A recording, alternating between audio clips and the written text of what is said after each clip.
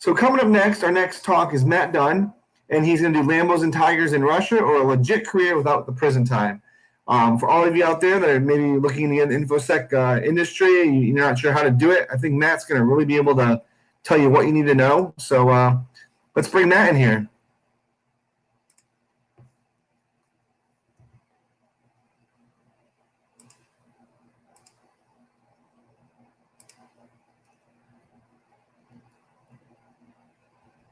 Hello. Hi, Matt. Hey, how are you doing? You get to see my messy background without the the blurring. Huh? That's all right. Yeah. I'll let you take it away. Have a great talk. All right, thank you.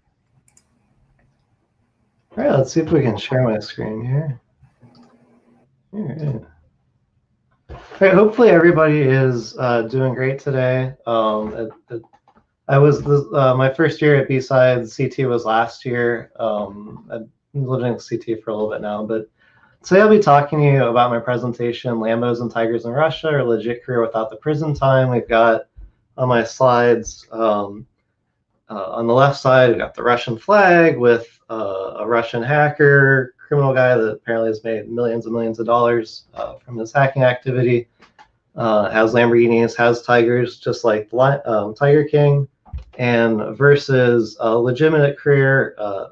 The example here is one of my coworkers' cars. He's got pretty sweet Dodge Challenger with the OSAP license plate. So we'll get on with the presentation here. All right, so who am I? I'm Matt Dunn. I'm a father and husband, hacker, pen tester. I'm the, I guess the reason you'd be interested in this talk is that I'm the founding technical member of a security consulting team, a pen testing team, and I'm the manager of that team now. All right, what is this talk about? So am I going to go through how to become like a cybercrime syndicate and make millions of dollars? No, we're not going to talk about that today. I guess you could use some of the concepts here to be a criminal, but that's not the goal of this talk. Maybe some other day, but we're going to talk about something on the legal side. How do you get your foot in the door to be a professional, security professional? In particular, I'll hit a little bit harder on offensive security, so pen testing, red teaming, things like that, because that's where the place I've been in for a while in my career. And so we'll talk about how to do that legally without with limited risk of prison time, depending on we've had some stuff happen in Iowa and stuff with people being arrested. But if you work for a company that is careful with their contracts and the scope, there should be very low risk of going to prison for having a legitimate career. So it's based on my personal experience. Okay? This is my experience and experience from other people that I know and have worked with, and what I've learned from building out a team. So some of this is stuff that I've learned from applying for jobs. Some of this is what I've learned from training people, mentoring people, hiring employees. All right, so we'll start out with how I got into Infosec. Go over that briefly. Offensive security careers. What are some of the options out there? How to get some of the technical skills if that's an area that you need work in. I'll give you some tips on that, some resume tips, a couple tips for modern job searching and networking, and then we'll finish up with how to advance your career. All right, so my path into information security is unique to me. Everybody has their own path. Some people went to college, some people didn't. Some people have been in prison. Wherever you're at now, you can become an information security professional and a pen tester. So my path was, I started out, I went the traditional route. I had went to high school and then went on to college, was in electrical engineering. Didn't work out really well. I thought that's what I wanted to do, but it wasn't that into the coursework. I partied way too much, had a variety of problems, and ended up quitting school and having to sort out my life. And once I got things together, I'm like, okay, I'm going to do graphic design. I like art. I'm okay at that. Started working on toward some classes on that. Realized this really isn't the career for me. And I'm like, what can I do that I really like? I like computers, so I want to check that out. Like there's IT degree at this community college I'm going to. It seems interesting, so I'll just take some classes. Got my associate degree. During that, I actually got, an IT job, an internship at a state agency. So I got to work in a large IT environment, like on a help desk. I was taking calls, going on site. And that was my introduction to IT. And since then, I've had a career in IT and then later, more specifically, information security. How I got into security was like I got interested in security. Like I took a class in college, and it was really cool. Like we learned like pick locks and hack Wi-Fi and use like back then it might have been backtrack Linux. I don't know what's Kali now. And it was just really interesting in me. And I looked up what are the companies around me, at the time where I lived that do security. And I found a forensic company and it had a cool name. I'm like, man, I want to work there. And I applied to a job there, and they emailed me back and said, you don't have what we need to work here, but if you get the skills that we need, and that you don't have to get like a job doing that or school, like if that's learning on your own, that's fine. And I stayed in touch with the owner of that company, for a year or two, and would ask him questions from time to time. And eventually, it was like, hey, why don't you come in for an interview? And I ended up getting a job there. And so I worked in computer forensics and general security consulting as my first job. Focused on like litigation focused forensics. So an employee does something bad and you try to help the employer, prove that, or really expensive divorces, e-discovery, things like that. Did a little bit of pen testing too. Was out of security for like a year or two. I moved and lived, far away from big cities. So I got a local job at a company that made firefighting equipment. That was cool, but I got bored pretty quickly. I mean, they weren't that interested in security. And I started networking more. I went to like DerbyCon. I was doing a lot, promoting myself on like places like LinkedIn, made a website, posted articles, and I got in contact with what would eventually be my current boss. He reached out to me on LinkedIn and said, hey, I saw your article or your profile and thought you had some good skills. I'm looking to build out the ability testing, we do IT auditing, but we don't do any like real technical security. And I said, oh, I have a lot of ideas around that. I was actually looking at starting my own company to do that, and ended up starting my job at Schneider Downs, which is where I work now, which is like a medium-sized accounting firm, and became a pen tester, and started out with just me, and now it's a full team, and we have an offensive team doing pen testing and even a defensive team doing incident response and forensics. So it's been awesome to see over the years it started out from just a conversation with somebody on LinkedIn, and now it's become we have our own cybersecurity consulting team now, which is awesome. So that was how I got into security. Some things to know about hiring in the security industry, if you're don't have much background in that, is there's debate on this. The supply of professionals, experienced professionals, is low and the demand is high. And I think that is accurate based on my interviewing. I have a lot of people that have maybe some experience, but not direct experience in what I'm hiring for. And the people that do have the experience, the salary requirements are incredibly high. And so, we do the best we can do to meet it, but you might be, if you look at some job requirement and you're like, oh man, like this is supposed to be entry level, but they want a CISSP and things like that, I would take the job requirements with a grain of salt, because what they'll probably find is that, and this could be like HR screwed up something, they don't know what they're asking for, the person who had to make the job requirements just like made up stuff that was crazy.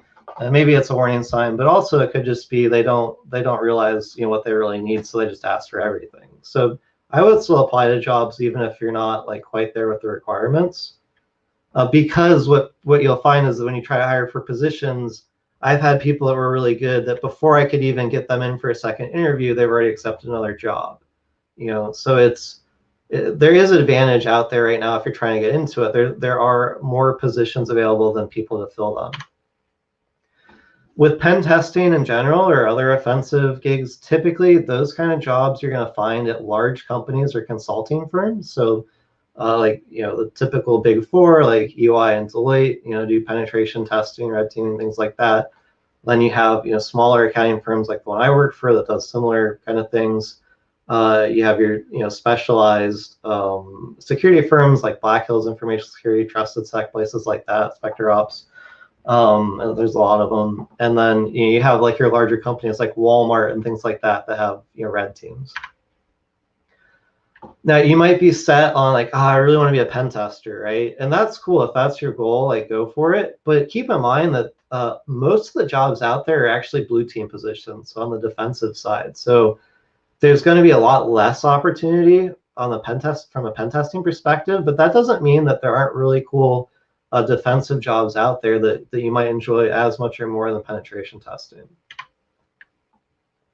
All right, so what are some of the career options if you want to do offensive security? There's pen tester, which you can get into like kind of the general penetration tester, be a network pen tester that you're being hired or working internally to kind of take a more broad approach to attacking a network. So you'll look for vulnerabilities, you'll send phishing emails, things like that.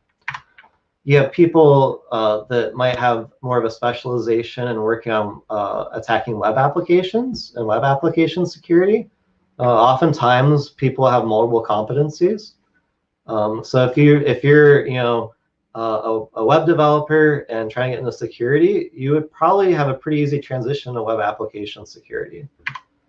Social engineering, I kind of talked about phishing. There's people and firms that only do social engineering, so trying to basically con their way into information or into areas of a facility that they should not have access to. Saul Goodman, which is, I think he's a pretty good con man. There's physical penetration testers, so there's people that focus on like picking locks and slipping, using underdoor tools to pop doors open, sneaking into buildings and server rooms or wherever they want you to access. And oftentimes, what you'll find is if you work for like a consulting firm or maybe even internally, you're going to be doing probably more than just one of these. There are certainly places that specialize in specific areas, but in general, you're probably going to have kind of a wide breadth of the company you work with. Purple teaming is becoming more and more popular, and I actually know, like, I worked with a very large company, and they actually had like official purple team positions within their company.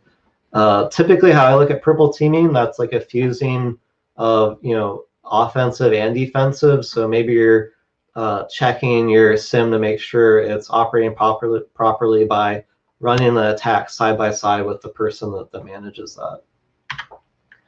Red teaming. Red teaming, like some people take that to be generally just anything offensive. I think also kind of the more popular term would be for people that are doing adversarial threat emulation. So they're actually doing more focused testing, security testing against maybe like a key area, or they're looking to emulate a specific threat actor or threat actors and how they operate in either like how they gain entry to a network or how they gain entry, and then once they have access, moving through it and doing that typically to test, how the defenses are holding up and trying to evade the defenders. All right, there's definitely more options I'm not listing, but this is kind of some general options out there. I think before I get too far into things, like if you're not familiar with hacking and how it works, I want to break it down like really simply, because you might be like, I want to be like a pen tester, but like what do I do? And all you really have to understand is that with how hacking works is you need to be able to discover something to attack, right? So you're maybe doing port scans, or you're doing open source intelligence gathering to find email addresses to phish people, or finding phone numbers, or looking up Google Maps to find places you might be able to sneak over a wall and break into a building, things like that. So being able to discover, the things that you can attack. Then looking at them and understanding them. So, okay, this place is using, has email, or maybe has a VPN. I know that if there's a login, I can try to do password guessing against that to try to get into it, things like that. So what is out there? Okay, something's out there. Okay, how does that work? Can I attack it? The attacking part of it is actually pretty small. You know, when you're talking about penetration testing, or even, you know, criminals, the initial attack that gains access is, you know, typically send a phishing email or something like that, find an exploit, gain entry, and then you show the impact. So as a professional, you show the impact by, you know, maybe doing lateral movement or demonstrating that you can take a basic user account and elevate your way up to, you know, domain admin and gain access to critical databases or things like that. And you know, write a report and go over that with your client and explain to them, you know, how to resolve it. So it's pretty simple. You got to know how to find out what's out there. You got to be able to have an understanding of what it is and ways to attack it. Then you attack it, and then you show the impact and help your client, you know, mitigate that risk. So some skills that make a good hacker are, you know, knowing how things work, being able to fix things, being able to build things. Maybe that, you know, you have not like a technology background, but you like puzzles or you like welding or whatever. Like, you know, just having an interest and motivation to learn how things work will make you a good hacker.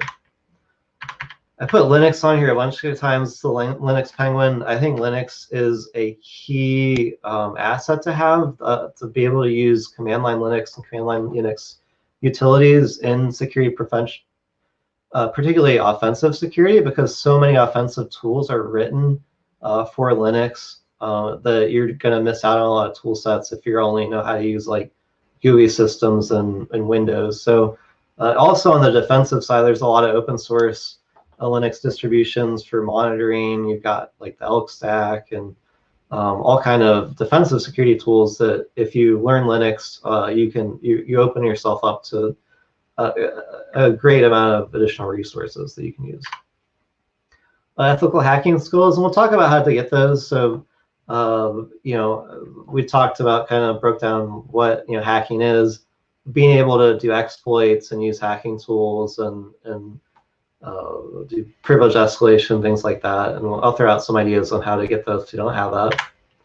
And then soft skills. Soft skills are really important, particularly normally with consulting. You're going to be working with clients and have to explain to them, you know, what you did and how they can fix their problems.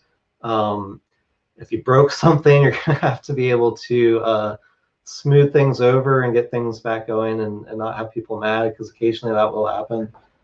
Time management. There's all kinds of soft skills that people may not think of, but that's really critical in any career, particularly as you're trying to progress and move up.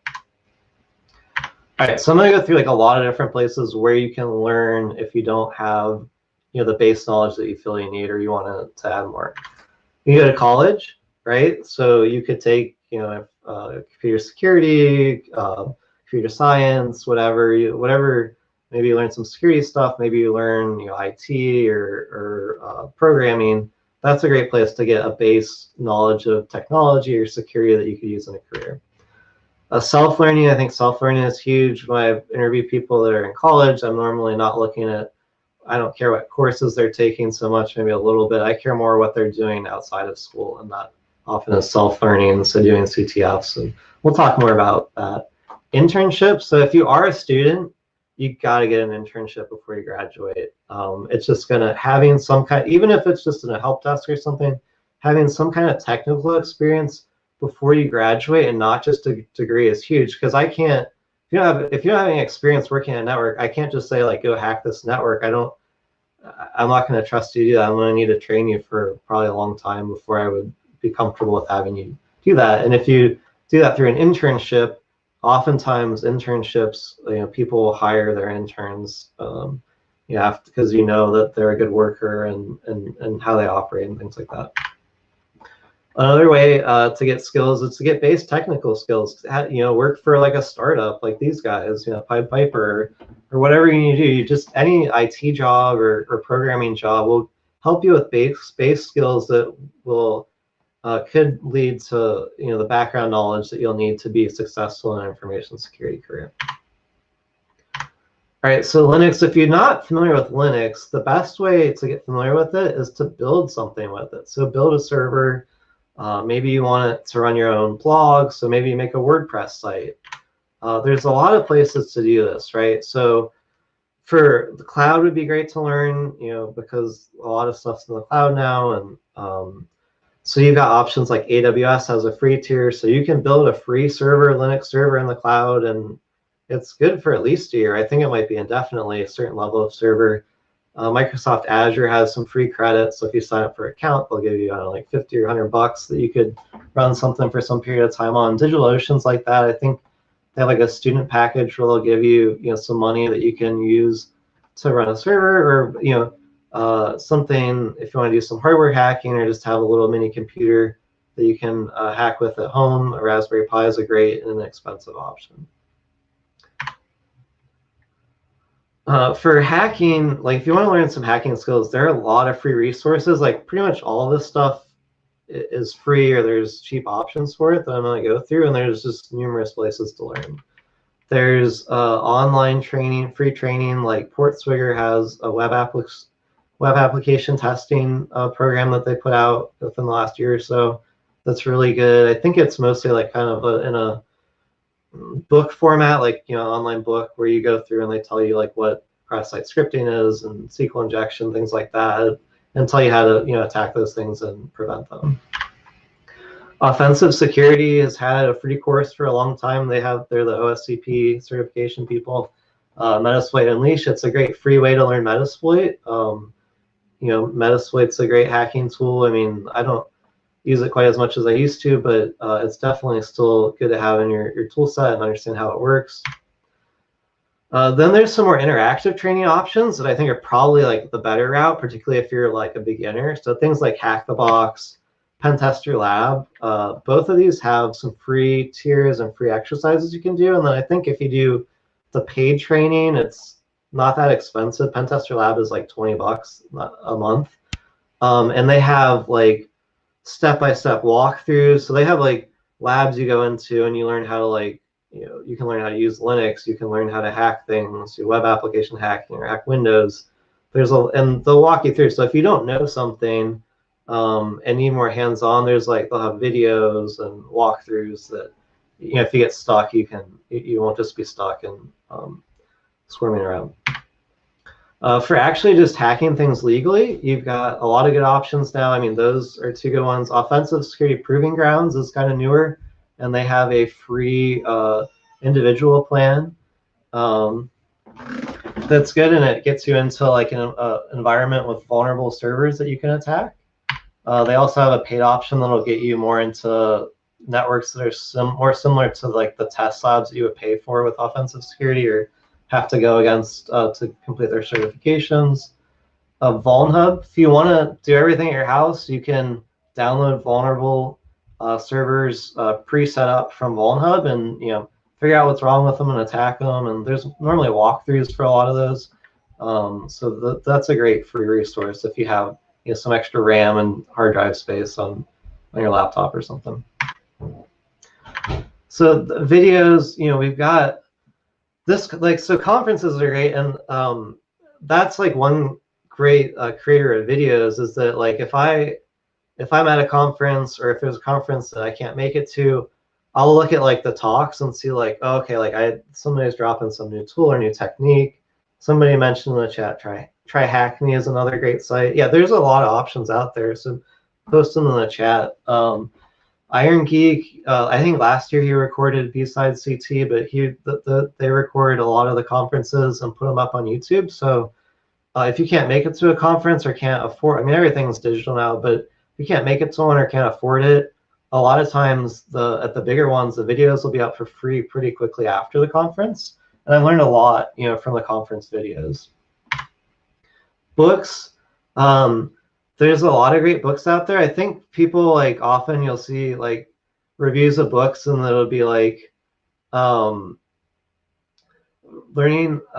Linux for free. The PenTester Labs has actually a Linux walkthrough that's pretty good, and that I think you can do that for free. Books. The problem with books is that attack techniques and defenses change so quickly that okay, maybe you spend a year or 2 or 3 or 4 years writing a book. Then I don't know how long it takes to publish it. By the time it comes out, half the stuff might be out of date. So if you buy a book that's 10 years old on pen testing, probably nothing in there will work. Maybe some of the techniques, but a lot of it's not going to work anymore.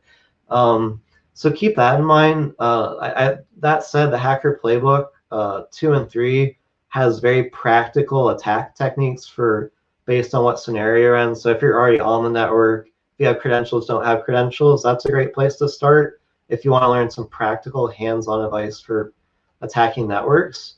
I listed some other books that I like here. The Phoenix Project I like. It's not really a security book, but I believe it's the foundation for DevOps. So if you want to learn how to optimize your processes and how you do things, it's a great book to read.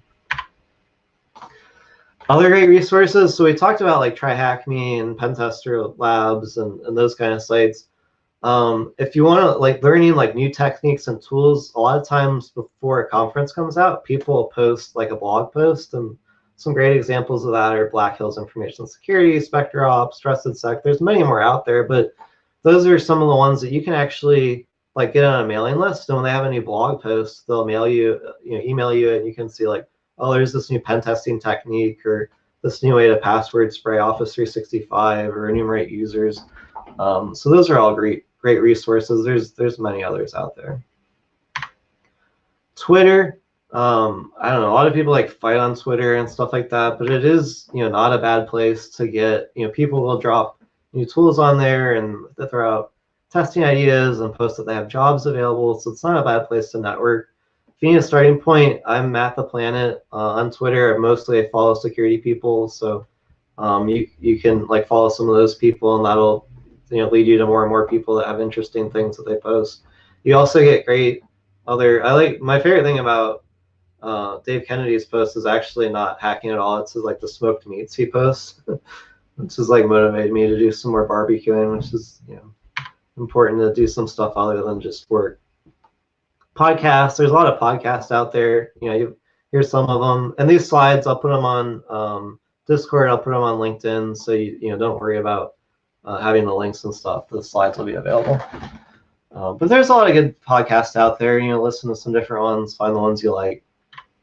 All right, so I guess certifications and getting skills maybe sometimes align. Some certifications are more prove that you have the knowledge. Some will like teach you the things. Like obviously the best one's the CISSP. I know everybody would agree with that. Everybody hates the CISSP now. I don't really know why, but I've had one for a long time. It's not really a technical cert, but it is a good general information security certification, particularly if you're a manager or something. All right, so the best certifications to have, if you're interviewing like with me, and I think a lot of other people that are doing technical things in security, particularly penetration testing, are going to be the SANS GIAC certifications and offensive security. So the SANS ones, GIAC would be like the GPen, GXPN, GWAP. So they have and they do all kind of training for security, not just penetration testing. They have like incident response and general security certifications.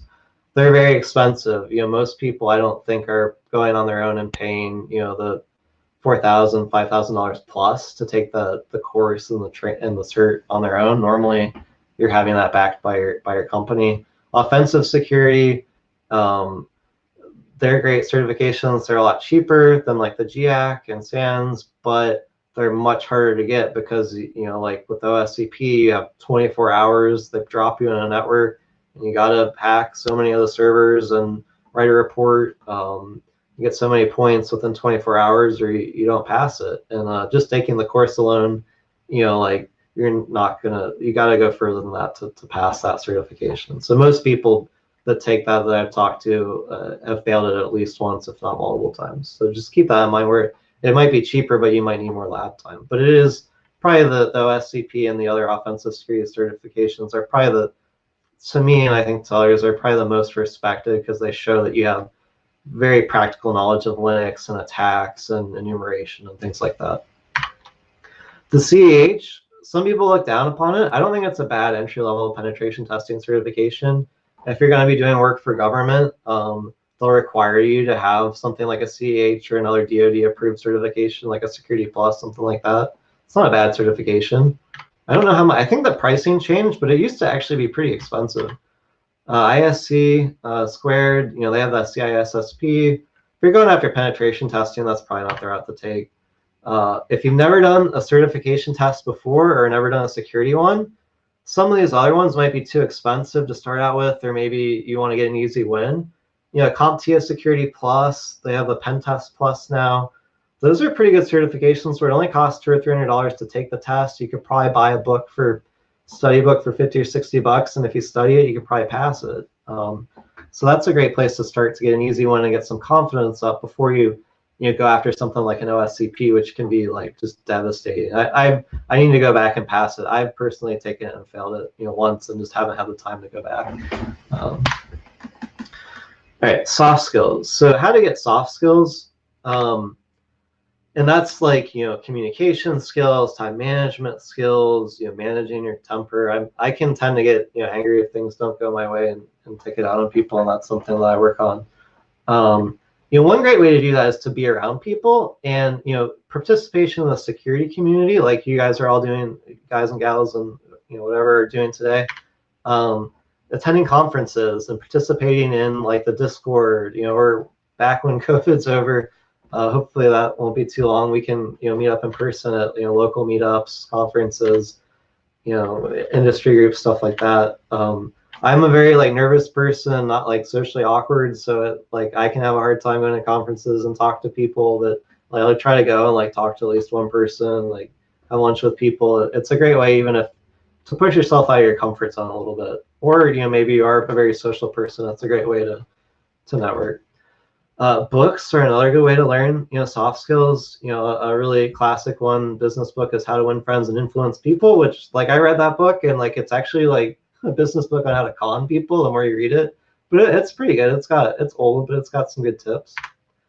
I was in a management training recently, and we have co-CEOs, and one of them was talking, and he said, does anybody have any questions? And I asked him, hey, I don't have a lot of management experience. What do you recommend the most in terms of books to help beef up your skills? And he said his biggest thing is books on emotional intelligence. And those are I've started reading this one book, Emotional Intelligence, by Daniel Goleman, who I guess is the originator of that idea. But that's kind of how to not be so emotional and interact better with people and your thinking, so that you can be a better manager, a better a customer,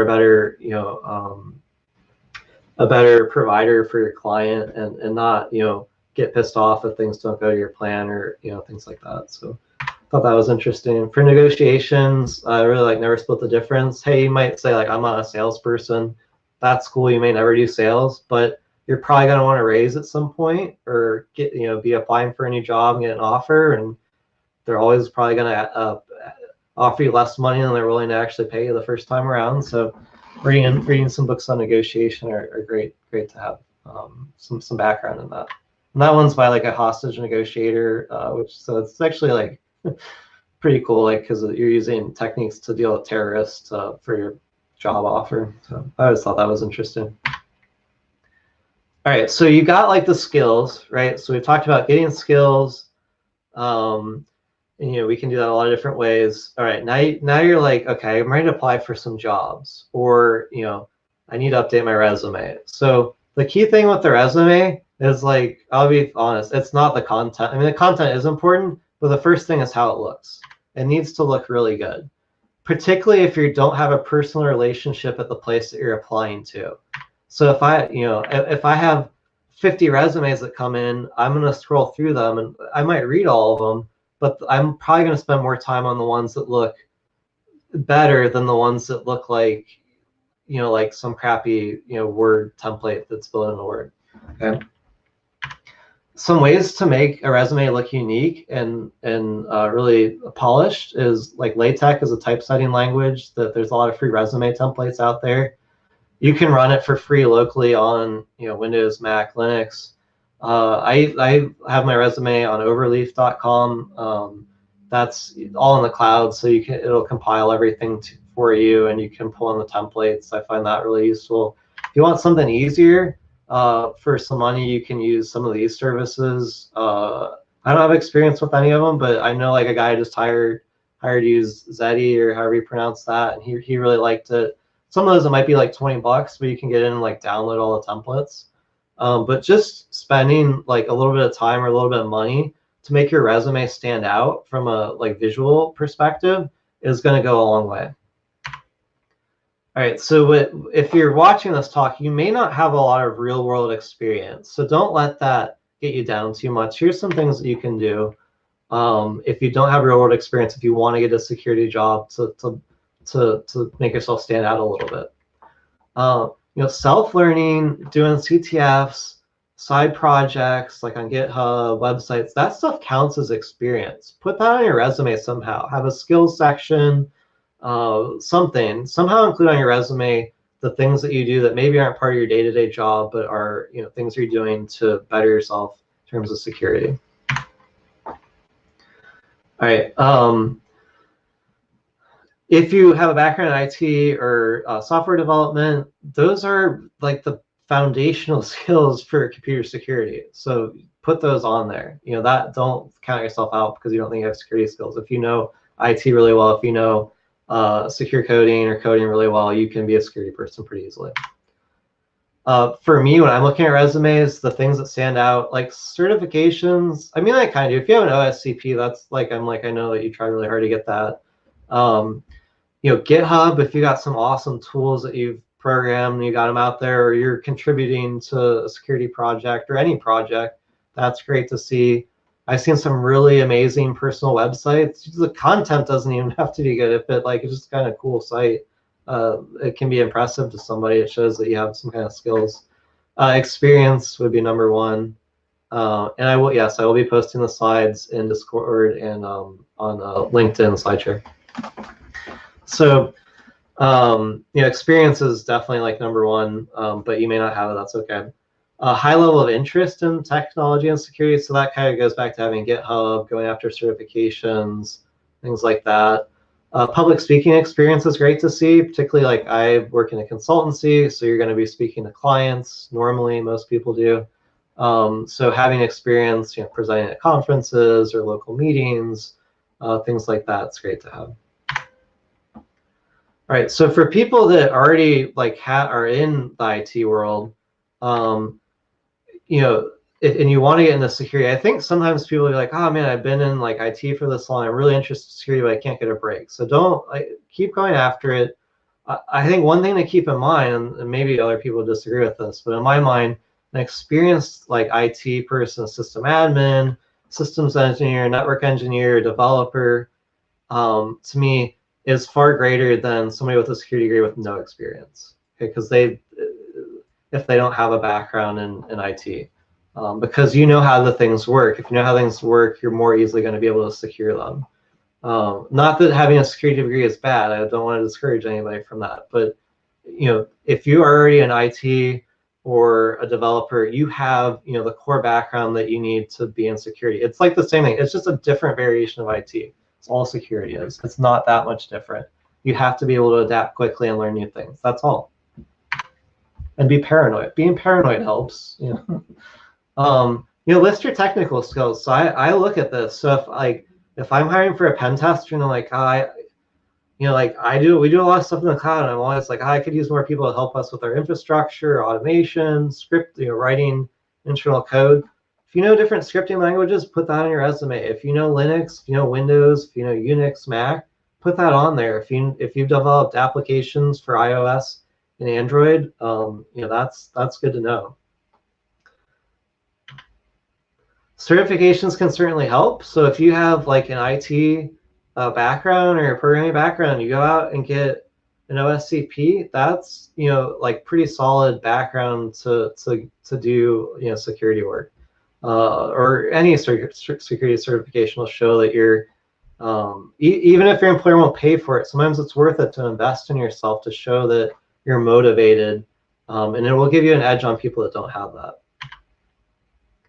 All right, so you got your resume. Now what do? You're looking for a job. Do you just go on like, I don't know, what are the job search sites? I just always find those to be such a crapshoot. But the big thing is networking, whether you do it online or in person.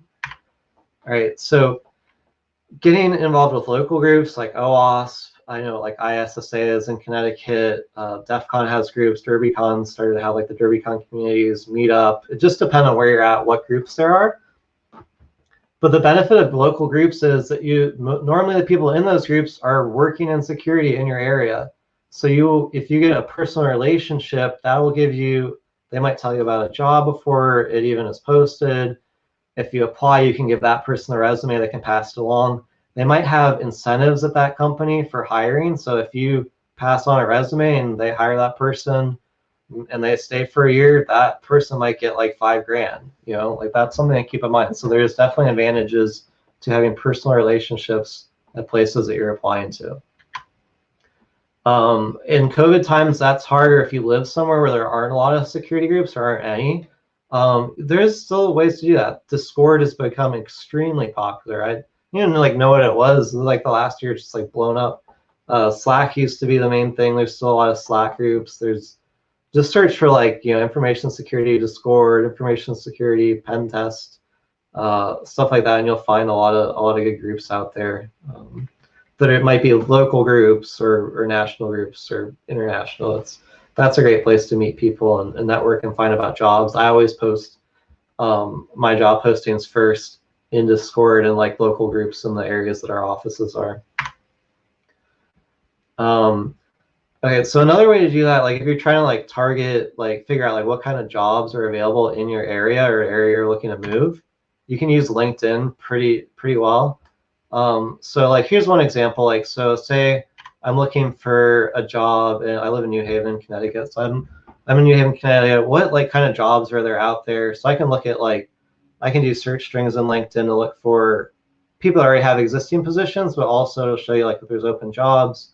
So if you're on this search, so we say New Haven, and you use the syntax, we can look for any city name, this city, and it's got like security or cybersecurity, pen testing, whatever you're trying to target, put it in there. And then you'll start to find results of like people that work in that area or job postings that are open. And some of them might come up like, it might be physical security, some of these, but you can see like director of cybersecurity. You can see like a cybersecurity advisory board member here. If you scroll down, I'm sure you'll find people at Yale. And that's a great way to make contacts if you're trying to move somewhere, you live somewhere.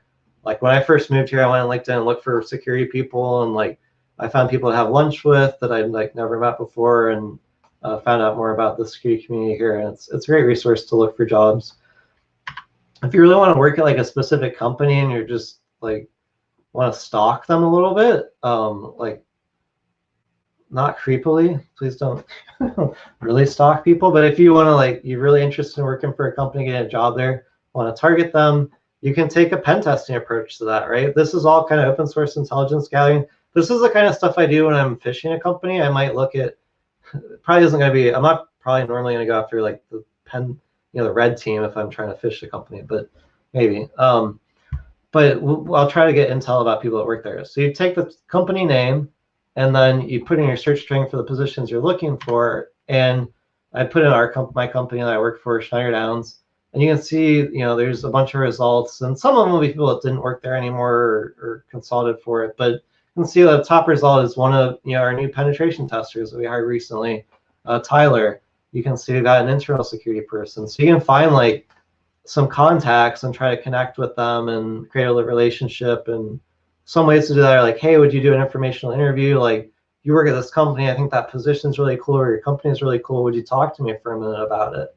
And they might, be like, hey, we got a job opening, or like, I know somebody looking to fill a position, or hey, I'll let you know if I hear of anything. It's a great way to network. All right, if you want to go further, if you want to try to email somebody, start with what we did there, with LinkedIn. Find people, people you want to contact, get their first and last names, and we can guess at what their email addresses might be. All right, so, and you could get names from LinkedIn, company websites, whatever. All right, normally email address formats, if you're not familiar with like the corporate world, are like first initial last name at targetcompany.com, or first name, last name. You can figure that out actually. Like, you don't have to guess per se at what the format is. You can use a service like hunter.io, the tool like the Harvester or ReconNG, to pull down like, you can search for at, let's say, shinerdowns.com, and see like, are there email addresses you can associate with that? And you can say like, oh, it pulled back, maybe not the email addresses you're interested in, but you can see it pull back 10. And it's like, oh, okay, this company is using first initial last name.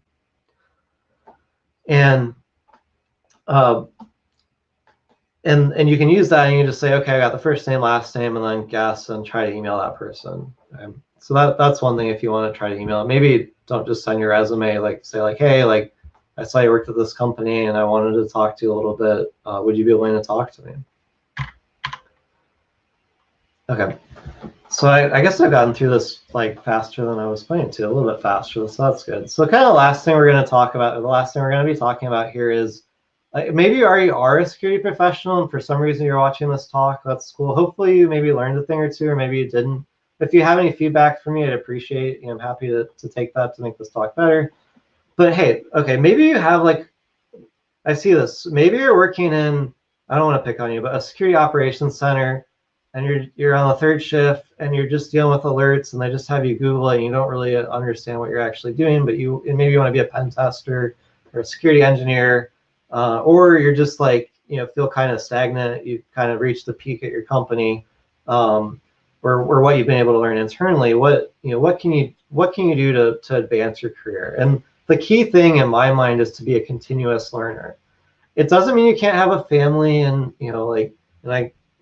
like after this, I won't be able to stay too long. I need to spend some time with my daughter and my wife. But you don't need to spend like all your waking hours learning stuff. But hey, maybe you're washing dishes, you listen to a podcast, or you're in the shower, you listen to a book, or you're working out. Maybe not every time you work out, maybe every other time you work out, you listen to a book instead of music or whatever.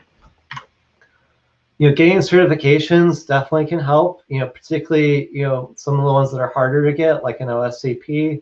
And I said that a lot of times.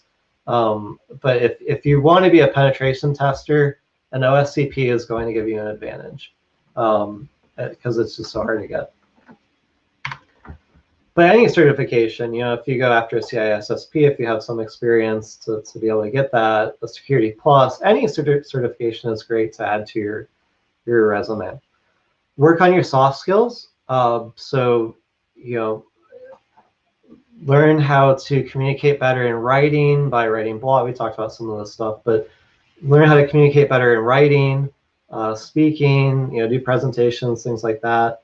To get your name out there, a great way to do that is to write tools, security tools, and then or contribute to existing tools. Like if you come up with a cool new tool, like one of the guys that works with me wrote a sweet phishing platform because he had this idea. We were doing phishing using a platform that was out there, and there were things he didn't like about it. So he was like, I'm just gonna like write one, and he wrote it, and he showed it to me as he was developing it, and I'm like, he's like, we're talking about where should you present it, and I'm like, dude, this is freaking awesome. You're presenting it at DEF CON, or I'm firing. Not right, I didn't say I was gonna fire him, but I'm like, this is gonna get accepted at DEF CON. It's got to be at DEF CON. You're not going to present at some local conference. You're dropping at DEF CON or somewhere like that. And he got it accepted at DEF CON, and that just gives him a lot more exposure. And I like people that I work with to do that. I encourage people I work with to get their name out there and to be able to get. If somebody leaves my team, I want them to go to Google or SpectreOps or somewhere really cool like that, and be heightening their career. And so we talked about writing blog posts, making videos, even, that's a great way to learn about things too. Maybe you want to learn a new skill. A great emphasis or a great way to motivate yourself to do that is like, hey, I'm going to write a blog post about how to do password spraying, and I want to find 3 tools to do that. And so you go and you do your research on how to do that, read existing blogs, things like that. And sorry about the sun here. But yeah. That's a great way to get your name out there, to be your presence more known in the security community. So we talked about, I kind of run through a lot of different things. Hopefully you're still awake. I know we're not in person, and I can talk pretty monotone. So I really appreciate you sitting here, and hopefully you've learned some different ways to improve your resume and learn maybe some skills you don't have. Network. Networking is huge. I can't stress enough, my last my last job, like I did not apply for a job. Somebody contacted me and I had a conversation, and then like basically by the time they were about to hire me, I did the job application, right? And that's pretty common. So, and not just that, but like if you get a personal recommendation for a job, you're going to have an advantage. So I just cannot stress networking enough. Like if people know you, and know like you're a good person, know that you can show up on time and things like that. I don't know that if I'm just looking at a resume and interviewing somebody, but if I'm seeing somebody once a month in, at an ISSA meeting or something like that, or they're helping out with, like the BSides, CTF, or things like that, I know that like that's going to give you an advantage. The other thing is don't give up. It can be really hard to break into security. That's the reason that I did this presentation. I kept seeing people on LinkedIn and Twitter like, like I'm trying really hard to get a job and I just can't get my foot in the door. I got like 10 years of IT experience, or I'm a student. How do you get your foot in the door? Just don't give up. Be persistent. Like it was like 5 years ago, I was at DerbyCon and I'm like, I really miss security. I really miss security. Doing it full time, and now I run an offensive security team, and I hadn't done pen testing full time before that. So you can go really quickly from 0 to 180. It's the jobs are there, the need is there. So don't give up, even if people get you down. Most people I think in the community will be friendly and provide you with tips and be nice. Some people might be dicks. Just screw them. If you don't get a job, that's okay. Just keep at it. Keep working on your skills. Ask for feedback on why you didn't get the job, but don't give up. If you're persistent, you'll eventually find something. Once you get into security, you're pretty set. Like once you have some experience, it's going to be pretty easy to move from job to job because you'll have the experience and there's a demand for it. Thanks again for listening to my talk. I should note, we are actually hiring at Schneider Downs on a cybersecurity team. We're hiring for some interns for 2021, summer 2021. So you want an internship, hit me up on my work email and I'll get you the link to apply to that. We're also hiring for an experienced penetration tester. So shoot me an email, shoot me a resume. I can hit you guys up with the job links. If you want to just talk to me, I'm also available on my personal emails there, Matt at Matt Wall Security, and at Matt the Planet. Entry-level SOC positions, we don't have a SOC. We do have a defensive team. They mostly do incident response and forensics. So if that's something you have an interest in, we're like growing like more and more rapidly. So just shoot me an email. And I could put you in touch with the guy that leads our defensive team and see if maybe there's something that would open up. But right now, I know we're hiring for an offensive pen testing position, a red teaming position, and for interns. And the interns, that would be a range. We have a defensive and an offensive team. We work pretty closely together. So normally interns, we'll get to learn some pen testing, maybe get to learn some incident response too, things like that. So, yeah. All right. Hey, thanks for your time on the weekend. Hopefully I didn't bore you too much. I won't have too much time to stick around the Discord. If it's up for a couple of days, like I'll come back from time to time, like at work and stuff, and check it out. I'll try to drop the slides in here right now. And I can probably take a couple questions, but not real long. I apologize for that. But I am available, if you have questions or anything like that. So, yeah.